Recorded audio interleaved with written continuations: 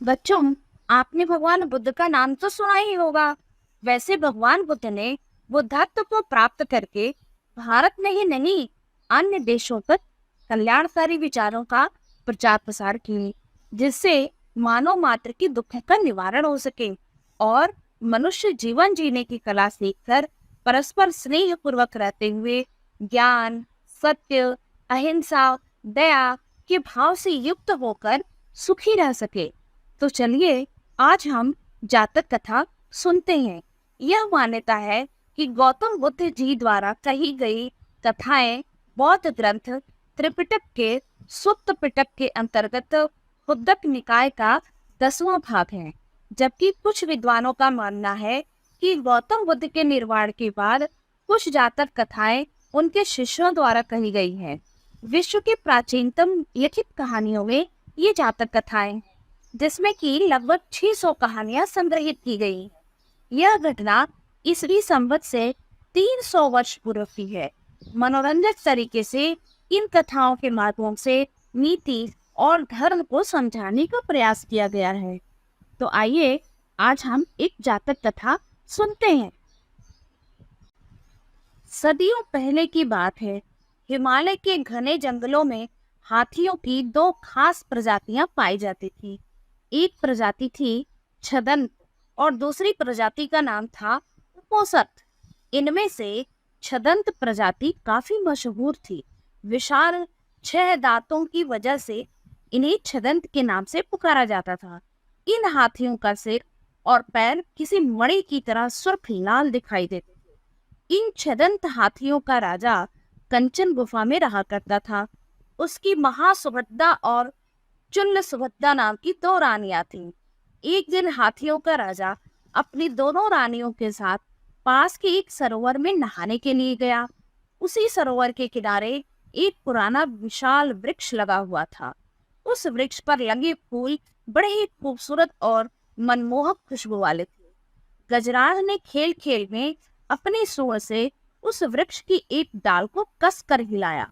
इससे डाल पर लगे फूल महासुभद्दा पर झड़ने लगे और वह गजराज से बहुत प्रसन्न हुई।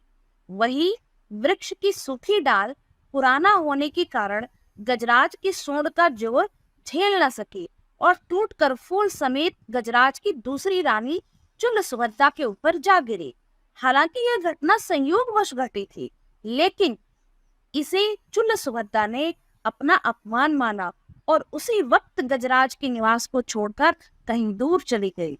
जब गजराज को इस बात का पता चला तो उसने चुल सुभद्दा को बहुत ढूंढा, लेकिन वह कहीं नहीं मिली।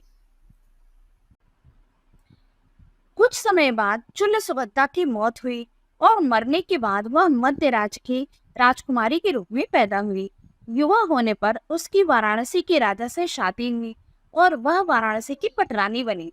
पुनर्जन्म के बाद भी वह छदंत राज द्वारा भूलवश हुए उस अपमान को भूली नहीं और उसका बदला लेने का सोचती रही। एक दिन मौका पाकर उसके वाराणसी के राजा को छदंत राज के दांत हासिल करने के लिए उकसाया। परिणाम स्वरूप कुछ कुशल निषादों के समूह को राजा ने गजराज के दांत लाने के लिए भेज दिया। गजराज के दांत लाने के लिए रवाना हुई टोली का नेता था सोनुत्तर। सोनुत्तर करीब 7 साल से सफर तय करके गजराज के निवास पर पहुंचा। उसने गजराज को पकड़ने के लिए और अपना शिकार बनाने के लिए उसके निवास से कुछ दूरी पर एक बड़ा गड्ढा बनाया। गड्ढे को छिपाने के लिए उसने उसे पत्तियों और छोटी लकड़ियों से ढक दिया और खुद झाड़ियों में छिप गया। जैसे ही गजराज उस गड्ढे के करीब आया तो सोनुत्तर ने विषभुजा तीर निकालकर छदंत राज पर निशाना लगा दिया। तीर से घायल होने के बाद जब गजराज की नजर झाड़ियों में छिपे सोनुत्तर पर पड़ी तो वह उसे मारने के लिए दौड़ा। चूंकि सोनुत्तर सन्यासियों के वस्त्र पहनकर आया था, इस कारण गजराज ने सोनुत्तर को जीवन दान दे दिया। गजराज से जीवन दान पाकर सोनुत्तर का मन बदल गया और उसने गजराज को सारी कहानी कह सुनाई और गजराज पर निशाना साधने का उद्देश्य भी बताया। जीवन दान मिलने के कारण सोनुत्तर गजराज के दांत नहीं काट सकता था, इसलिए छदंत राज ने मृत्यु से पहले खुद ही अपने दांत तोड़कर सोनुत्तर को दे दिए। गजराज के दांत पाकर सोनुत्तर वाराणसी लौटा। और गजराज की दांत रानी के समक्ष रखती है। साथ ही सोहतर ने रानी को यह भी बताया कि किस तरह गजराज ने उसे जीवन दान देकर खुद अपने दांत देती है। पूरी बात जानने के बाद रानी गजराज की मौत बर्दाश्त न कर सकी और इस सदमे से उनकी भी तुरंत मौत हो गई। वैसे तो हर कहानी कुछ कहती है और कुछ न कुछ हमें सिखाती है, लेकिन यह कहानी भी हमें यह सीख दे रही है कि बदले की भावना सोचने समझने की शक्ति छीन लेती है।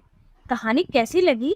पसंद आए तो लाइक, शेयर व चैनल को सब्सक्राइब कीजिएगा। सुनने के लिए बहुत बहुत धन्यवाद।